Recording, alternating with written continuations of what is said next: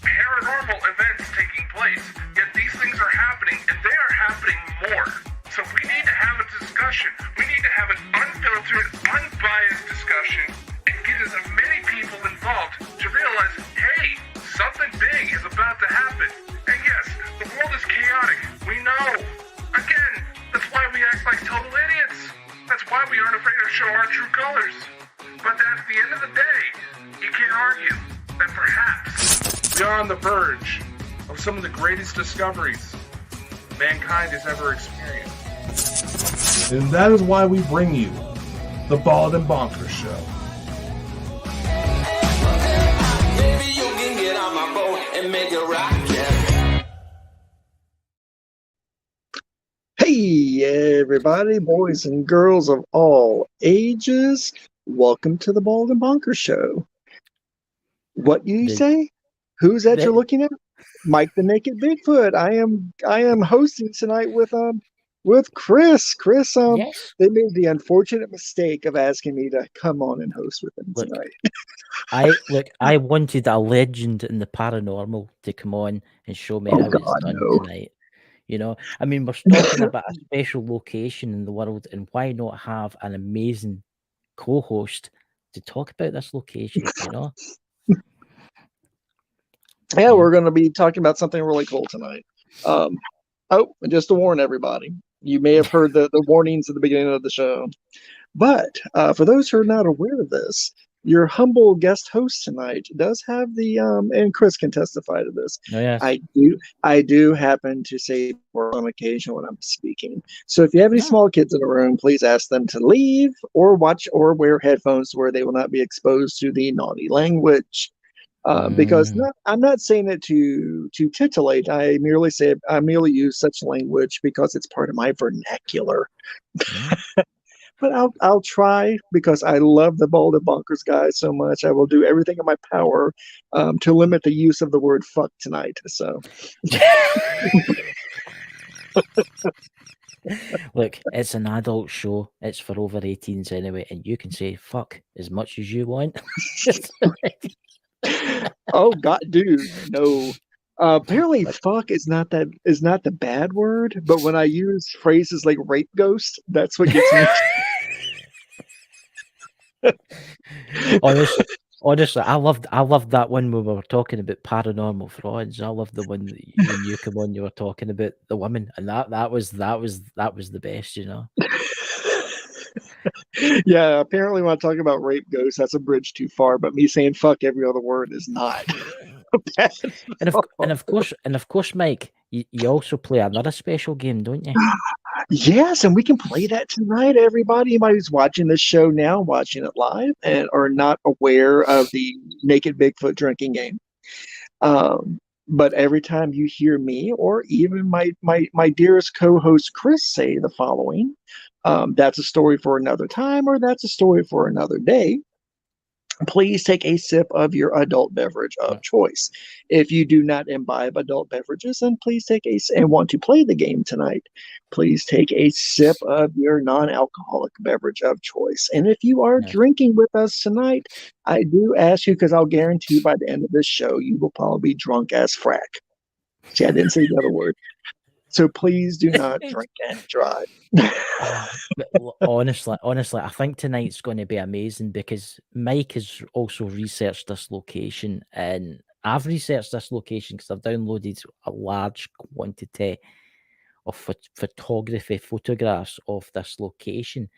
So, Mike, where is the location we are discussing tonight? If I pronounce it correctly, it happens to be on the continent of Europe.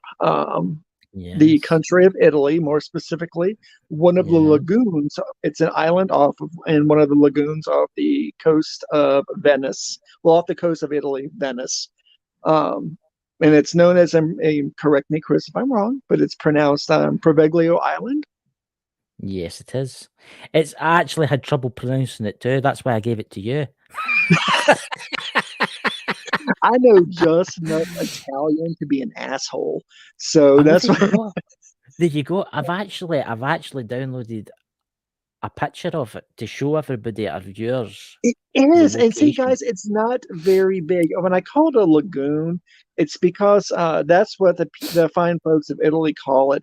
They have, of course, they're not a landlocked country, as everybody well knows. They have tons of coastline, but this is one of the smaller islands in the Venice area off the coast of Italy. It's actually very, very small, but it has a very large and very pronounced and dark history behind it. Oh yeah, I mean, where will we start? What part will we start? Will we start off with the plague, Mike?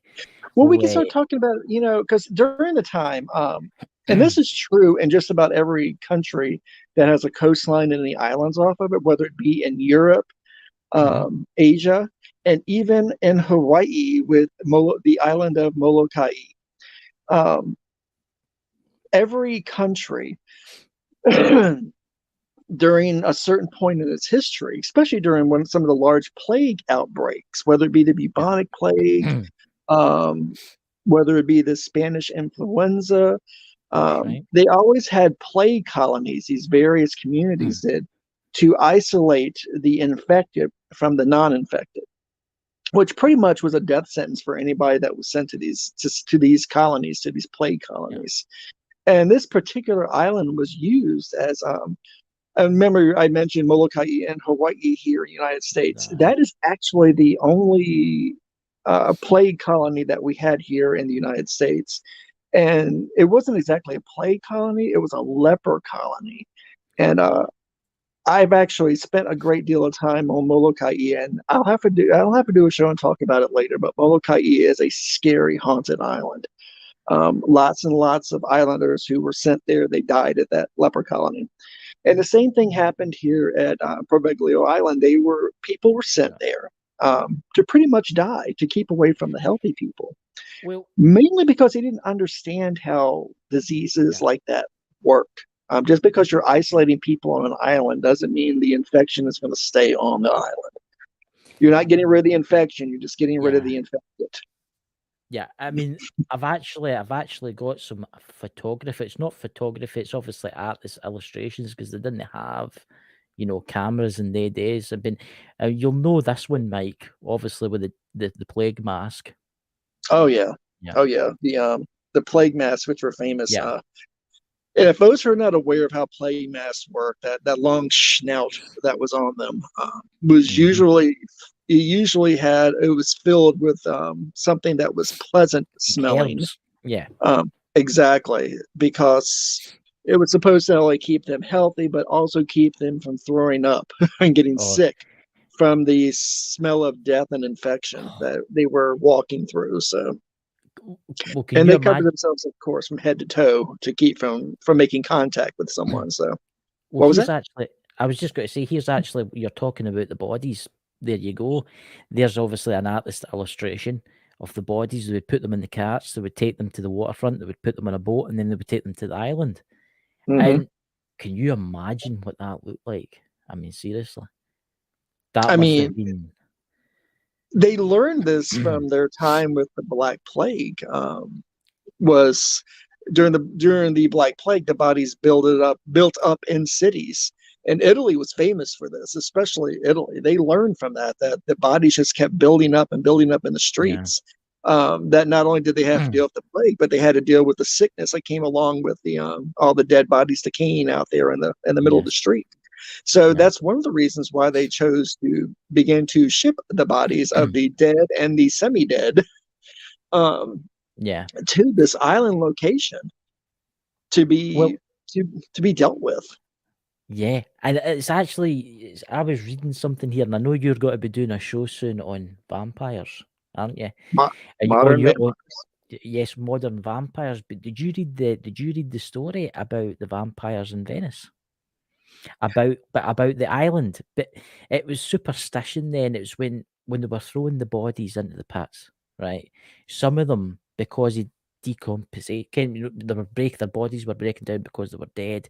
Blood was coming out their mouth, and their superstition was that, what's the word I'm looking for? It was that they were scared, obviously, because they were on this island and there was so much death. And actually, I've got a photo here of like a mass grave, right? And a lot of the archaeologists that have been digging up, they've found a lot of the skulls were like rocks in their mouths. Mm-hmm. Now, and seemingly it was because they thought they were vampires, right? And they thought they were going to come back. But here's a photo. What do you think of this, Mike? Everybody. Oh, number one, it's completely tragic. Oh yeah. But there were no care to the burial practices then, and to both the cremation practices and dealing with the dead then. They didn't feel it necessary to treat their bodies with No care. respect. No respect, no care. And if you died in such a horrible fashion with that plague, and then your body was basically was either burned or left to rot above ground, or placed in these huge charnel pits to decay amongst all these other dead, that creates insane amounts of crazy of energy that literally bathes the soil around. Yeah, it bathes the soil around them. Yeah, I mean, here's one of the pits. That's been recently. It was workmen. I mean, there was somebody actually thought they could turn the place into a resort, and they actually dug away one of the tombs. They actually slid away a concrete kind of slab, and this is what they found when they lifted it. So many bones where they showed no care. They just had to. They had to get them off. They had to get them out of the ground. Had to get them off the ground, and shove those bones away. And they had no final rites behind them. I mean, it's something, and I have to use a modern reference. If anybody who's seen the original movie Poltergeist, and you had all the bodies that were rising up out of the swimming pool that was being dug, it reminds me of that. That all these corpses that were treated horribly, rising up out of the ground in these huge and horrible and terrifying ways. And I have to think the people that opened up these makeshift crypts, these you can't help to think what they released when they did that. Oh my God. Because as long as they were stoned up or walled up in some way or doored up in some way, they were confined. The spirits were confined to that area. But now they've opened it up. Yes. And you have all these bodies that I doubt are ever going to find any real peace, because number one, they can't be identified. Yeah. And number two, no one's going to take time to bury them properly with the proper rites behind them. That would take forever. That would take forever. It would. Unless you do it in mass, but they could do a true mass burial or mass consecration. Yes. But that's really hard to do on a place that has got a history of such violence and evil behind it. I mean, it's quite interesting you say that, because it wasn't just the plague that was evil. I mean, there was the doctor on the island that liked to experiment with the residents that was a psychiatric hospital. I think it was from the 1800s onwards, and he used to experiment, drilling into their Oh, skulls and stuff. Yeah. he even would do it to himself to alleviate quote unquote headaches. He would put small holes into his own skull with that. So the legend goes about him. Yeah. That he did love to experiment on subjects. And what made matters even worse, I think, that not only did Venice or the country of Italy, they actually, in a sense, covered it up. Because when people talked about the island or people being shipped to the island to these mental facilities, Oh yeah. Hmm. they were telling everybody that it was a resort island. No, I know. I've That actually. Oh my if you god. went there, you went there to get better. You went there, but you never came back. This Yeah. was the island of Dr. Moreau in the worst possible way. If hell had a soundtrack, it would probably be this doctor's Well, institution. I've actually got some photos of outside it and inside it. Now, obviously, this place is forbidden. I mean, the locals are afraid to go into this island because they say it's that haunted. And obviously, there has been ghost hunts on the island, famous ones like Ghost Adventurers. But that's when they started off in their younger days. Was that not their younger days before they all split up That and was in their younger days before they started making more and more archaeological yeah, discoveries about it until more records started being unearthed about the place. They only knew during the time that Zach and his crew were there, they only knew a fraction of what went on that island. yeah, And it's since the history has been pretty much to the dismay of the Italian government. This is a shame they cannot cover up like yeah. I they mean, had been in the past. I was reading I was reading an article on this, and this is what they were going to do a couple of years ago before the outbreak and stuff like this. They were actually wanting to turn it onto a port for the big cruise ships to come along, and they were wanting Yep. to, and so it'd be like a big restaurants and a holiday park. Can you imagine building? I mean, seriously, can you imagine Dude, doing something like that? this is like Disneyland in hell, okay? This has become a macabre attraction. I have to say I'm both fascinated and disgusted Just did at the by same, it at yeah, the same time. I'm not saying that I wouldn't go on the cruise ship, and I wouldn't maybe take a tender over there to visit the island. I'm saying I would probably end up doing that, um, but I probably wouldn't go over there on a tour with no, somebody going. And now we're walking, and as you can see, there's 50 skulls stacked up here. That's just something. If I went there, I would yeah, have to wander away from the tour group and explore the island by myself. I yeah. couldn't do it that way. It would bother me too much to do that. You It see, really that's the would. thing. Now I know what went on there. Yeah. I would want to go on an investigation standpoint, but I would not go just as a tourist because I think it's not just that; it's all the people that's died there. It's like there's the island, the burning island. That's a massive grave, and there's Well, people that want to go there. I mean, and you it's have to remember the people that they cremated, both at the mhm, institution and during the times of the plague, and also it was wars fought there during during Napoleon's era, during the Napoleonic Wars. Um, they say that the topsoil yep, of that island is 40 to 50% human remains. yep, It's yep, composted human beings. yep, That soil is. I yep. mean, you could probably grow some amazing marijuana Oh on my that god. island. That I mean, was you could probably. I mean, can you imagine that if you grew some marijuana on that island, dude? Some good old pot. I mean, oh, can you just trying to, dude? Just from telling people, I grew this in the remains of a human being. I grew this, yeah. you know, Don't be putting of MDIs there.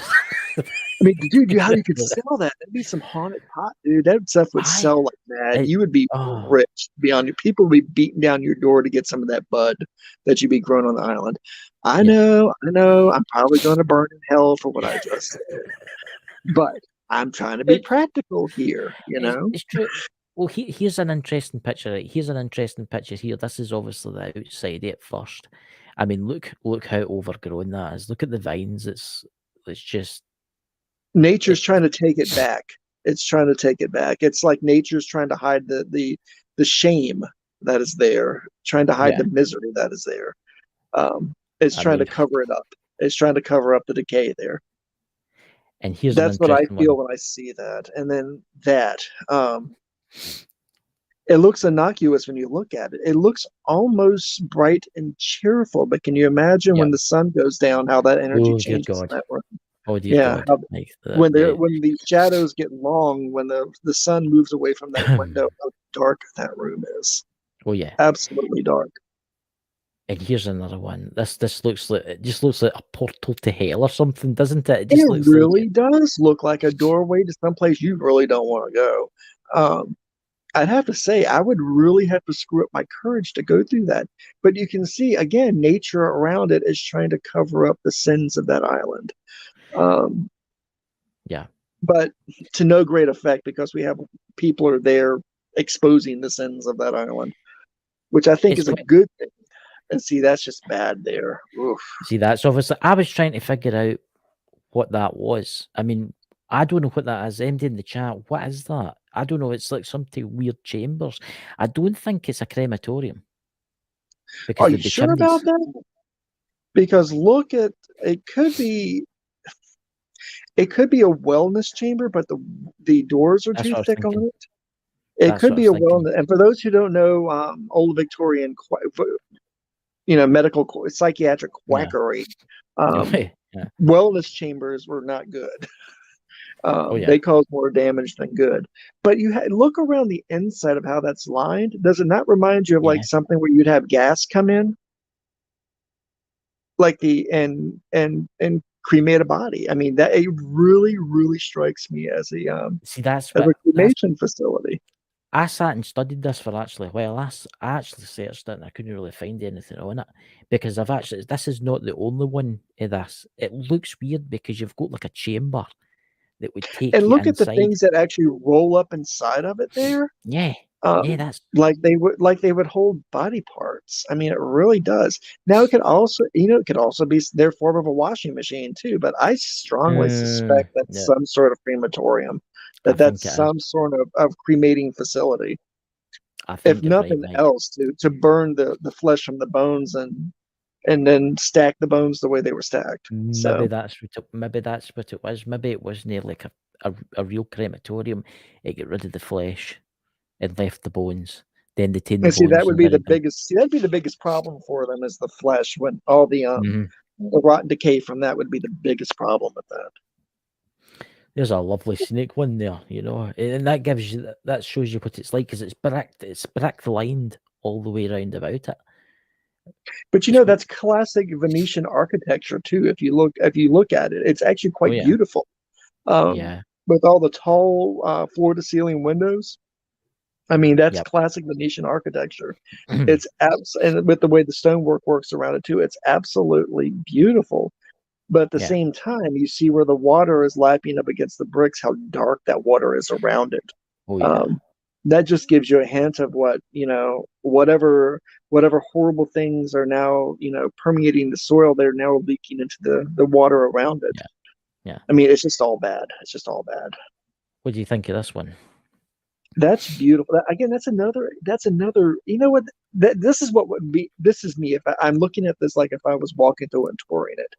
Yeah. The first thing I would say was, this is actually a beautifully built room. It's absolutely gorgeous. This room is. But then you think about that, you're surrounded by all this beauty, but then you have all this horrible things that this doctor did to these people in this building around all this beautiful stuff. And it goes from being beautiful to hideously beautiful, tragically. Can you imagine how that changes at night? Oh yeah, that gets so dark. But you see, there's only light on either side of it, behind it and in front of it. So when the sun went down there and you'd have just the flickering light that would be in there, that would be absolutely terrifying. That would be suffocatingly terrifying. Yeah. Here's another one. Tell us what you think of this one. You can Well, see the that's just vines again. Dude, that's just spooky as fuck right there. I thought you would think that, actually. I'm just saying, that's just spooky as fuck. I have unfortunately walked down places like that where nature was trying to conceal the sins like that of a place like that. But that's a story for another day, boys and girls. Everybody, cheers, everybody. Yeah, Take your sip. Um, take your sip, everyone. but it never fails that you know the natural world tries to cover up the hideousness and the inhumanity that mankind has done to itself. Nature always comes back to try to cover that up, and I'd never understood the weird symbiotic relationship that nature has with that, but it's there. Well, if there's somebody out there, please explain that to me. Mm-hmm.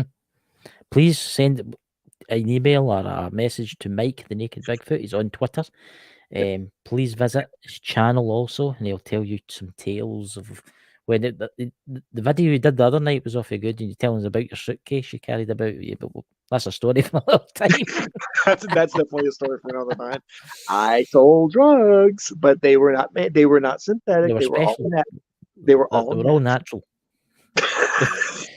But I only deal with natural drugs. Yeah. Here's an interesting one. Now, this does look creepy. And you see that just that feels like something bad. Something bad has happened there. It does when you look at it. That's even with no matter how much light comes through, look at how bad it is. And notice it doesn't have nature creeping in through those broken windows either. Even nature avoids this area. The animals and birds and stuff that live on that island are avoiding this area right here. So something bad has gone on here. Something really, really bad that stained this place. Oh yeah. I found one that's quite interesting actually, and it's a wee bit of darkness to it, but it's also, I think it's got like a bit of lightness to it. Here, take a look at this one. Do you know what that first reminds me of when I see it? When I look at that? What's that? That looks like some M. Night Shyamalan shit right there. That's a scary staircase right there. And it's got that kind of weird kind of vibe about it, hasn't it? I mean, it does. It really does. It doesn't look like it was even a cheerful place back when it was being used and being kept up. It doesn't look like it was cheerful at all. It looks quite the opposite of that. In fact, it really. There's a series called American Horror Story. There was one called the second season. It was called God with the Insane Asylum. The Insane Asylum. That reminded me of the center of the Insane Asylum with the staircase there. There was nothing. You haven't seen all the pictures yet. Positive about lots. I've got lots, and I know I like to cheer you up. This is quite an interesting one. This is now obviously it's a real photograph, but photography wasn't around in, I would say, the 17th century, but it was in the 18th. It was that the 1850s photography was invented. So this is when I'm thinking this must have been. Well, it went from the camera obscura where it went from a camera obscura to an actual type of photography with cyanotyping and such. This is interesting. Look at see, that. And that's a daguerreotype right there. And that's just frightening right there altogether. There's no joy in that room whatsoever. For those, I really advise you to look up what the daguerreotype was, because the daguerreotyping was actually done originally for things like this, for medical facilities and for battlefield photography. Daguerreotyping was. The bad thing is daguerreotyping, the chemicals used in that usually kill the person that went early in their life. But that's a story for another time. You do know, everybody drink. You do. For those who are not aware of this yet, I do like to ramble when I talk. I like to go off on little side. That's why I wanted you in. Here's an interesting one for you, Meg. Look at that chair right there, dude. I know. Yes. That just tells you, something bad happened in there. Somebody got fucked up in that room right there. Yeah. And you see the vines starting to come through the windows there. Yeah. Yeah. Can you imagine how claustrophobic it would be if you went in there and it was at night and there's no light coming through those vines whatsoever, how completely terrifying that Oh is. yeah. Well, can you also imagine how completely terrifying it was for anybody who was committed to this place? Um, Oh and my they were god. sitting in a chair like that by themselves in a room like that with only a few windows like that looking out into pretty much nothing. I mean, that island was so small. It still is so small. When you looked out the window, you were in a Yeah. prison. You Oh you yeah, we're in were a on prison. the Venetian version of Alcatraz. There was no way for you to escape. I know. I mean, you You think about it, Mike. You're in there as a patient, right? Like you're in there as a patient. Can you imagine the spirits walking through the hallways? And they're like, "Oh, I can see spirits," and the doctor's like, "Don't be stupid. Take them up to the special room where they do yeah, experiments on them." they get another hole drilled in their head, or they go through cold and hot wraps in an ice bath. I mean, God. all kinds of horrible things would happen to him because up to the point before it became, like you said before it became a mental institution, and I say those words with in No. quotation marks because it was an asylum in the worst way that was Of course it was. disguised Yeah. as a It was. medical facility to get people well again, Yeah. A and lot of people ran don't. by Doctor by their version of Doctor Yeah. Mengele, who like Yeah. experimented on people. So That's what I did read when I was learning about this place. A lot of families that had kids with learning disabilities were sent to this island, and there were medical. They done medical experiments on them, and this is Down syndrome kids and stuff like that. They used them for medical tests just to see what they could do to them. I mean, the horrors of that must. I mean, that's worse than the Nazis. well, dude, they did that in Virginia, Kentucky, and North Carolina with the Mhm. hill folk, with the mountain folk, with the people here in That's right. Appalachia. They actually not only did they sterilize large groups of mountain folk so they would never procreate or you know Yeah. but they also the ones who were not as educated as they thought they'd be, they labeled as dumb, as a psychiatric term, dumb, which meant they were their form of mental retardation, and they took them to some of these, especially here in Virginia. There's a very large Virginia here in Southwest Virginia where they did experiment on people they considered mentally ill or mentally disabled. And they did that to a lot of the mountain folk they brought there. They brought them there and did horrible, horrible Yeah. experiments to them. So I can only imagine what would be like if you were a member of a family and then the family looked at you and said, well, there's obviously something wrong with you. So we're going to send you away to, Oh, yeah. a place to get better at, knowing full well that they're sending their loved one off to a place to die horribly at. Yeah. Here we have another picture. See, I think this is the laundry room or something like that. There's like a washing machine or something in the corner there. now they did a lot of oh, I got to use the fucking term right because it's not coming out of my head correctly right now. Oh, what is that? They did a lot of water therapy to people there too, Yes, and I heard that. some things like this were used to immerse people in, and hydrotherapy. There we go. Damn, why was it so fucking hard for me to use the word hydro? They took them for hydrotherapy, and that kind of reminds me of a place where they would take someone to do hydrotherapy too, and pretty much it was their version of the psychiatric version of waterboarding people to make them better, to make them How did they sane. do that again? Did they not put them inside like a tank of water and then just shut the door? And it was pitch dark and the water was all round about them or something like that. And after like a little while, you don't know if you're like floating or you don't know what's happening. It's because there's no time. This- It's Dude, sensory deprivation chambers, they would put people in there and those would literally drive people insane being in those sensory deprivation chambers. So if you weren't crazy before you went in there, I mean, you have nothing, you have no contact physically. I mean, all 5 of your senses are officially muted. And all you have is your own mind and your own thoughts to dwell on. And that will drive you fucking crazy all by itself. oh yeah, So oh yeah, So think Yeah. of the madness that was the created there. madness. the utter madness. If you weren't crazy when you went in there, you were crazy, very shortly after a few treatments. So it would, I'm just going to check the chat there. I'll look at the chat. People in the chat. We'll take some questions in a little while, guys. I just want to get through these pictures,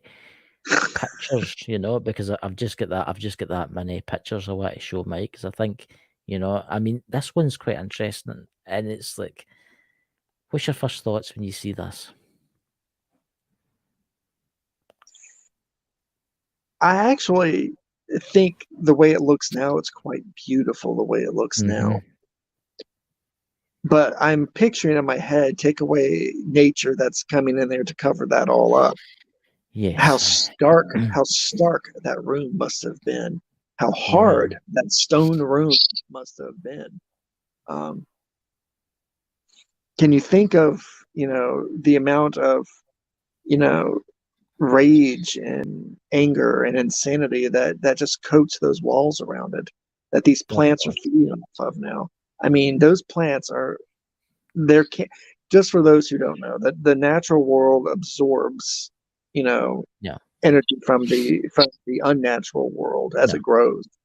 And it's growing in a place of where there's all this evil and death and rage and violence. So these plants are soaking that all up. I would never pick a fucking flower and take it home with me from that place. I'm just saying that. And that's why I've always thought that. That's why you should never take flowers from a gravesite. You should never take flowers from a gravesite, ever. I've always wondered that. Because I've always wondered, right, say you go to like a battleground, right? And say there was 20,000 troops died in that battleground, and there's flowers growing. You think, oh, what pretty flowers those are. I'm going to take some of them home to my wife. That can be a bad idea, because obviously you could be taking home some of the dead. When you think about the classic form of you're taking home something that could turn into something bad. You're taking something that was grown in a place that was watered with someone's blood, that was watered with anger, that was watered with despair. And it now dwells within this plant. It's nourished this plant. So it's going to, as it fades, when you take it home and as that plant fades, it's releasing all that negative energy that it's absorbed from its surroundings into your house. And that can do a lot of things to you. It can make you sick. It can make you hallucinate. It can actually make you have moments, it's phantasmagoric moments. It's a big word, folks. You need to look it up. That's a big word, But phantasmagoria, phantasmagoric moments is where for very brief moments, the world around you is not your world anymore. It becomes the past. You experience a past moment that assaults all of your senses. To you, it's completely real, but it's actually a phantom moment that's happening. But it's assaulting all five of your senses at the same time, to where you believe it's happening. You're immersed in it right at that moment. And it's not until the moment ends is when you realize that this was never really happening. But at the time it's happening, your senses are telling you this is real. You're in it. You're no longer in your time. You're no longer home. You're experiencing this. And shit like that happens. And it's utterly terrifying. I had somebody steal a gravestone one time. Really? They stole a gravestone. They were goth kids, not the South Park goth kids, but they were dumbass. They were a dumbass goth family. They stole a headstone, and they had it on display in their living room. And they were having these phantasmagoric moments, like they were standing. They'd be in the room, and then suddenly they're on a scaffold being hung. And what they were experiencing was the death of the person whose stone that was. And they were somebody that was hung for a crime they'd committed. And they were hung, and they were experiencing the effects of being hung almost on a nightly basis. They would, when it ended, they were still gasping for air, and they could still feel, you could still see rope burns around their necks. And they asked me what was going on. And it didn't take me long to figure out that, hey, where the fuck did you get that tombstone from? But they were having a phantasmagoric moment, which was getting more intense and more intense every day.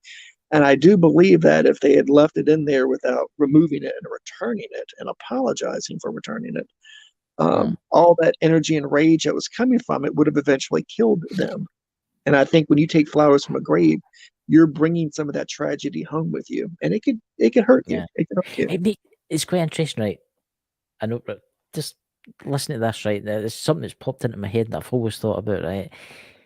In Holland and France, they grow a lot of flowers for sale in shops, right? Mhm. But a lot of those flowers are growing where the World War I battlefields was. Could they, in theory, have the energy of the dead soldiers? Yeah, you could take some of that tragedy home with you, and you can Yeah. experience while it's in your home before it dies. You could be experiencing as that flower slowly fades and dies. Or worse yet, if you have a tree that was grown in that soil and you plant it in your yard, then you're never rid of it. But as that flower dies, it's releasing that energy into your house and into you personally, and it will affect you. The most minor thing it'll do is make you sick, and you have no idea why you're sick, except for that, once that flower is dead and gone, and that energy's been expelled into your house and it begins to fade, you start feeling better, and you'll think maybe you had like Wow. the green apple splatters or something, but actually you have a version of what's called ghost sickness. My I need God. to, I need to do a show about ghost sickness. Yep. If that's a story for another time, everyone. That's a story for another day, guys, boys and girls. Ghost sickness. It's actually a real thing, ghost sickness is. It's been documented for centuries, ghost sickness. It's been called many things, but it's called ghost sickness, where the dead can literally, the dead and things associated with the dead and the paranormal can actually make you sick. What do you think about this photo? Now, I think this has something to do with the laundry, right?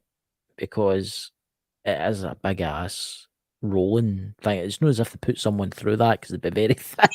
It's, you know what I'm saying? It's not a giant joint rolling machine or something like that. No, I think I know. It looks like a press. It looks like a laundry press. Like you would go through it after you wash something up. Yeah. But look how the cloth around it is in tatters and everything. Yeah. It's so surreal to look at that, because they didn't have some of the more sane people worked in places like that. Yeah. Psychiatric, that institute, that mental facility, didn't have that many workers at it. The ones they did have with them were pretty much Dr. Frankenstein's version of Igor running around doing whatever he said to do. But they also helped spread the stories and the rumors about that doctor as well when they would leave the island to go home. Yes. And tell the stories about the stuff that he did there. I mean, why don't you tell everybody about that stuff? Because that stuff's just crazy. I mean, I've actually got a photo of the place he had bricked up, the clock tower. That looks beautiful, but it is beautiful. But you know what? The most tragic things are usually the most beautiful. And you see, this was modern Venetian architecture. It was absolutely gorgeous.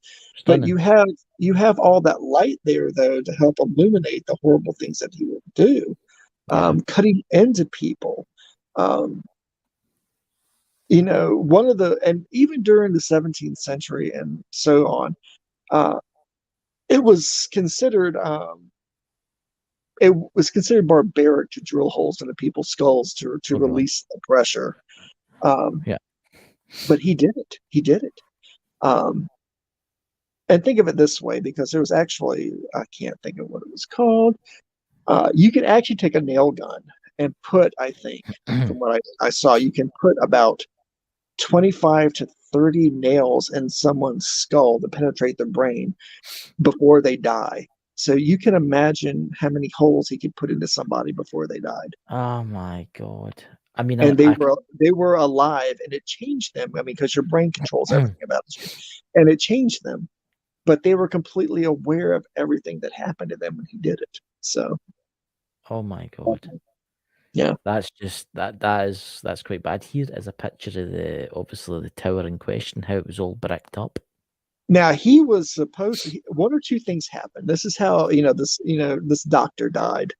Um, some say, as the legend goes, I have to say it that way. As the legend goes, um, he either jumped from air and committed suicide, or that it was the spirits of the place seeking revenge that took him up the steps to the top up there and flung him from the top up there.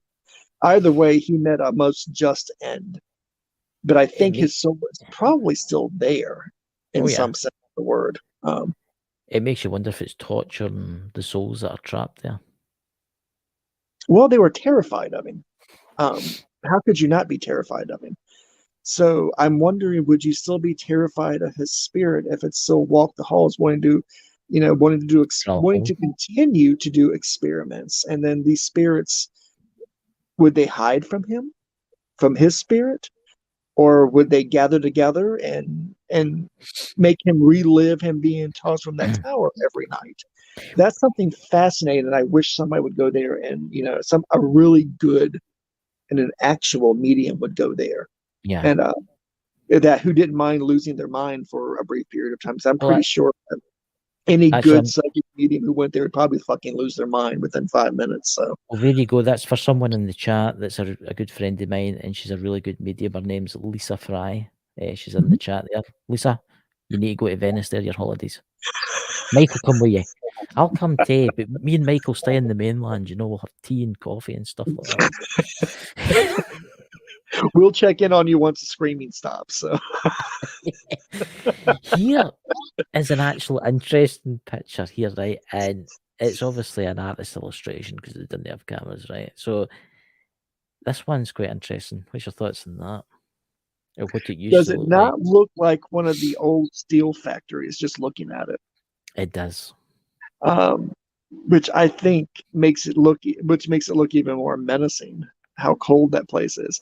But if you look at front with the gondolas of the people going by it, I mean, this was not that far off from Venice, for God's sakes, out there in the Venetian lagoon out there off the coast of Italy. People could see that. Can you imagine going by on a gondola and you're hearing people shrieking in agony there? There you go. Yeah, that's the map, yeah.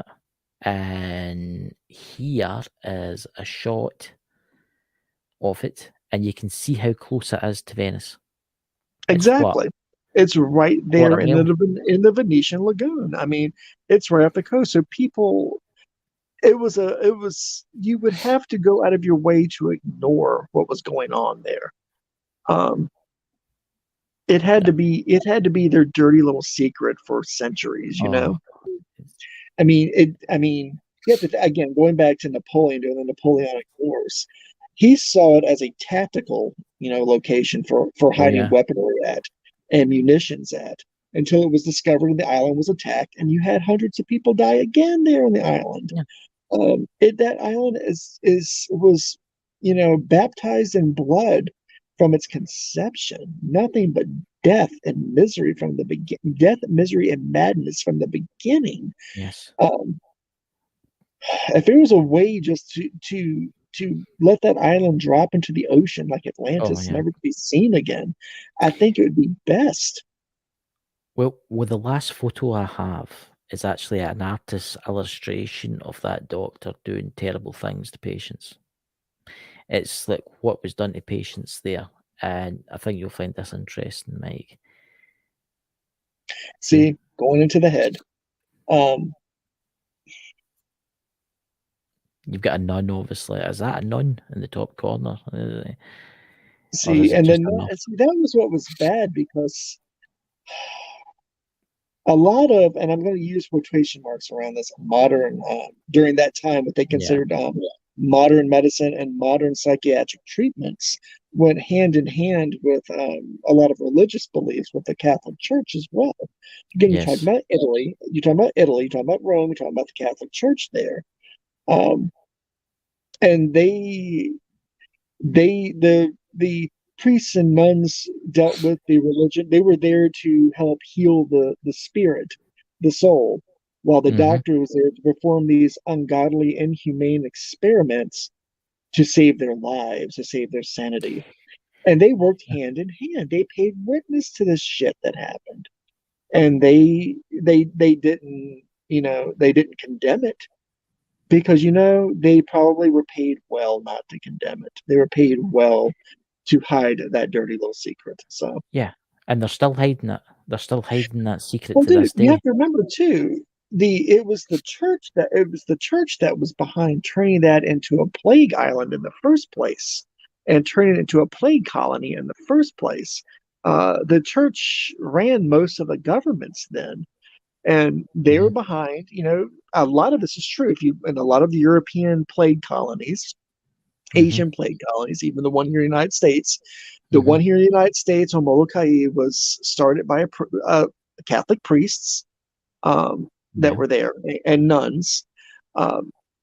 They were created by the church at the time to help heal the sick if they went there. Yeah. They were sent there to be preached to and died, and they died. Oh yeah. So I mean, sorry, had to get off on my soapbox there for a minute.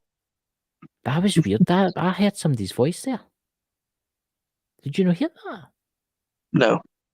That was at 50. That I would say 50 minutes in. MD had heard that in the chat. That was weird because it was like someone who was agreeing with you. Not surprised. There's so many. The air is so charged right now from these thunderstorms. It's giving things life around here that typically would be a lot more. Most things would be a lot more mellow, but during these powerful thunderstorms that we've been having, that elemental energy has been giving them a little bit more, making them a little bit more animated than they fucking should be. That's what I was going to ask you. Do you think there's any evil entities on that island, or do you think there's any like elementals that are pissed off about how the island's been treated? Madness is madness and despair considered evil? Or is madness and despair the seeds of evil that creates evil? Yeah. I think it's a little bit of both. I think the natural world that exists on that island, what little bit of the natural world that exists on that island, has been soaking up and been bathed in centuries upon centuries of evil acts, of despair, of blood, of rage, of madness, true madness there as well. It's twisted. I know a lot of that plant life, I wouldn't consider it even natural anymore. After being twisted for all these centuries, it's become something more unnatural than natural.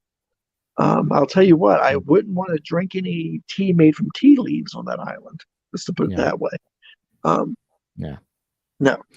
Yeah, I mean, I'm looking at a picture of it now in the old iPad there, and it's just got like, I don't know, it's got like a kind of warning feel about it. It's like, because I watched a video last night about where this guy was interviewing the fishermen that fish round about the island, and they're afraid that they'll catch any fish from around the island because of obviously how you were telling me about the flowers that have been growing or taking anything home from a graveyard.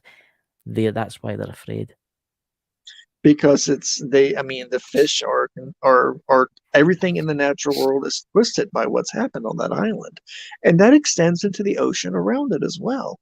The funny thing about water is water itself is in both in the supernatural paranormal world and in the natural world and in the regular world is the greatest and universal solvent. It dilutes negative energy. It can only go out so far from the island before it's diluted and dissipated by the water around it. And that's why, like you said, the fishermen don't get that close to the island because they don't want to catch fish that are close enough to soak up all this evil that's coming off of that island. All this despair and negativity that's just pouring off that island into the water around it. Yeah. Would you ever like to go, Mike, to the island? I would like to go and get a few bags of dirt. Oh my God. I know that is I know Okay, it's for two reasons. Commercially, I can grow pot in it and sell the pot. Oh, And well, three reasons. The second reason is as a practicing Hungan, to have yeah, soil like that that's so charged soil like that would be great in various rituals and yeah, that I could do with it. It would also be a curiosity that I would put in a box to open up and look at on occasion, to remind me of how true evil yeah, can exist in this world and how it can permeate itself into the stones and the soil around us. yeah, Plus the fact that it's 50% people. I mean, it's composted people, the topsoil is, for yeah, God's sake. So what yeah, the fuck, you know? yeah, exactly. What Jesus the tap fuck? dancing Christ. Exactly. Like I I said, mean, it probably grows some amazing pot, some absolutely amazing. I could sell I would call it ghost pot or corpse pot or some. I'd have some fancy name oh for it, but my god. dude, I would sell the Spectre pot. I would sell the Spectre bud. I would sell the shit out of that stuff. And I'm pretty sure that I can imagine the stuff you would see when you'd smoke it. It would You be know, probably the you've most probably gave someone terrifying trip. you've probably gave someone a great idea. They're thinking to themselves right now, they're thinking, "Gain something, that island, no one ever really goes there anymore. And especially the Burning Island, no one ever goes there. I'm going over there tonight in my rowing boat. There's wee plants, And you grow you know. some pot. Start your I little colony of it's pot I know, plants. but I mean, I think eventually that island will disappear like Venice, because Venice is slowly starting to disappear. It's slowly being swallowed up, Venice is. Yeah, But that's been happening for a very long time. But I it's think that island, it's probably got a life unto itself now. yeah, All that misery is probably giving life to that island. I think that island, and that's what I would, in all honesty, and all yeah, bullshit to the side. That island is probably it probably has a. It's not going to say that it's sentient, but it's mhm, probably aware of you. That island is when you step on that island, because you cannot have that much human life, yeah, you know, being absorbed by that island for it yeah. not to become more sentient, for something not to happen to that island itself. Yeah, Um, I don't think it'll ever be clear of the souls. I mean, yeah, you yeah. could probably knock it down, you could probably dig it up and move the stuff and dump it in deep water, and that would still be there. The wee hump in the water would still be there, but I don't know what Well, they you know should do what, with it. Chris? I think if they ever tried doing that, I think something really terrible would happen to the people doing it. You think so? Like I said, I think that island has a life of its own now, and I think it would do some really bad shit to people. It would make some really bad stuff happen. And Yeah, I would not want to be part of that crew that would go there, a demolition crew to go there and do that. Because I think you're going to have a lot of people that are going to, there'll be a lot more blood coming out of a lot more people yeah, watering the ground there if they went there with the intent of tearing it down. yeah, yeah. I mean, it's one of the things. What do you do with something like that? You know, it's in Venice, and Venice is obviously a major tourist attraction. Eventually, the buildings are going to completely collapse, and it's got to become quite an eyesore, right? Well, Eventually, somebody is going to end up buying that property oh yeah, or investing in that property, and they're going to turn it into something. Um, they're going to turn it into something, positive. They're going to try to mhm, turn it into something positive. Build an actual, because the island is so small, but you could still yeah, build a hotel out there. You could still oh yeah, build something out there, some kind of attraction out there to bring yeah. people there. And I think that island is going to eat up anybody who Oh does god, that, who comes there. oh yeah, Uh, yeah, yeah, that island is, and you know what, and rightfully so, because the people of Italy knew what was going on there. They knew what was yeah, happening there. They need to have that there to remind them of their past yeah, and to never let it happen again in the future. They need that constant reminder out there. oh yeah, That turd in the punch bowl. They need that turd floating in the punch bowl to remind them of that. yeah. I'm just saying goodbye, Lisa. Lisa's on with me next. Lisa in the chat there, she's leaving. So, Lisa, we'll catch you next Saturday when you interview Barry Fitzgerald with me. There you go. But you're on next Sunday, Mike. You're on next Sunday. What's the subject for next Sunday? Oh, fuck. Come on. I'll give you a clue. Oh, zombies. Yeah. We're going to talk about zombies next week. I was looking forward to that. I was honestly looking forward to that test you were taking in Twitter. Why don't you tell everybody about it? Maybe they can hop on. The zombie and vote hookers. I did think it'd make a great show. I did a poll on what to talk about this week, and it looked like for a while. And I do have a story about zombie hookers. They are a real thing. By the way, zombies are real. They're not the Walking Dead type of zombies. But you'll hear more about that on the show next week with the show here next week. Yeah. Or whenever we're going to have it. Fuck. Whenever you see me talking about zombies. You'll get to hear about the types of zombies, both in my religion, the zombies in my religion, and the zombies and I actually met a couple of zombies, two types of zombies. I met them both, and they're not the Walking Dead type. They're not there to eat you. They'll fucking kill you, but they won't eat you. It's going to be a very interesting interview. It really is. It is because, it's going to be a fun show. The zombie show will be a lot of fun because I'm actually going to give it'll actually be a serious conversation about zombies and zombification. It's actually, when you hear about it, it will terrify you. It's going to scare the shit out of you when you hear about it. So I'll need to download some pictures. Send me some and I'll download them. Oh my god. Yeah. Send me some. And I'll download some zombies. Do you know what? I might still have some zombie powder. And no, everybody, it's not going to be available in the Bonkers store. No, you cannot snort this shit. I think I might still have a vial of it. I can show it. I can't tell you all the ingredients in it because I'm not allowed to tell you all the ingredients in it.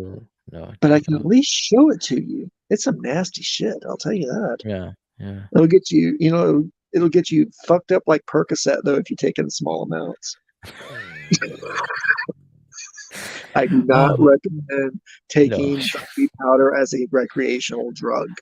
I'll turn on the TV and it'll be live CNN. Man takes zombie powder, runs through town naked with a pair of flip-flops on. It will not turn you into stone test bunnies, guys. Just to let you know, it'll turn you into some, but it ain't good. So, a question before we leave for tonight. What's the show this week on your show? Shadow People. That's what everybody. The poll that I ran over the weekend. We're going to be talking about shadow. Well, I'm going to be talking about shadow people. Not talking about the bullshit you see on the Travel Channel. I actually had a very unfortunate encounter with shadow people. Now I'm saying people. I'm not talking about person. Notice I'm not saying person. This was a group of shadow people. And it scared the ever-living shit out of me. So I bet you did. With all my stories and all my experiences, there's always a twist. I'm not going to tell you the twist. You never hear the twist till the end. So, Mike, do you want to plug your channel and plug your Twitter? Well, I suck ass at promotion, but you're great. On YouTube, it's Mike the Naked Bigfoot, also known as What the Fuck Paranormal Chat. But if you go on YouTube, you'll see Mike. If you type in, or even if you Google Mike the Naked Bigfoot, you'll pull up my Twitter account, which is at VoodooMan3 Mike the Naked Bigfoot, or you'll pull up my YouTube account. No. Feel free to watch my YouTube account now. On my Twitter account, it goes from me talking about the paranormal and supernatural world and talking about what's going to be on my show to me talking shit, or me making jokes, or me talking about my garden, or getting high. So you will be entertained by my Twitter channel. So, and the link to to my YouTube channel is on my Twitter profile too, if you need help to find it. Yes. But if you go to my YouTube channel, I have lots and lots of well, not Yeah. lots and lots. I do have lots of videos. Oh, yes, you do. I do it in a very non-traditional format. But I'm sure there'll be something there that you will enjoy, and hopefully get you to come back to watch a few more. I do enjoy having people watch it, because it feels like that, you know, my show's meant to be both informative and educational, so, and entertaining. So you will be entertained, shocked, scared, horrified, but you'll go away hopefully a little bit more educated on the subject. So, ladies and gentlemen, if you go to the Baldwin Bonkers website, you will find our local page. You will find Mike's links there on our Baldwin Bonkers website. All the links for his site, you know. Yeah. Do you dare enter the Chamber of Farts? Yes. Enter the chamber and be doomed. Be doomed. Be doomed. Abandon all hope, ye who enter. So. Yep. So, do you want to take us out of the show with your usual? Do you want to take us out of the show? Well, guys, as always, we want to thank everybody for tuning in tonight live and seeing us live. Me and Chris will love you a long time, folks. We love you a long time. Please come back on our next episode and watch us. For those who are watching the replay of this, I appreciate you so freaking much. Love having you watch, guys. If you like what you've seen, hit the subscribe button and the like button. If you have any constructive feedback, please leave the constructive feedback. We do like constructive feedback. If you want to be an asshole, that's you. That's on you, boo-boo. But we do take constructive feedback seriously, and it helps us improve our shows in the future. Yeah. So thank you so much for coming out tonight, guys. Love you a long time. I'll talk to you behind the scenes, Mike. Catch you later, everybody. Here's the theme. 1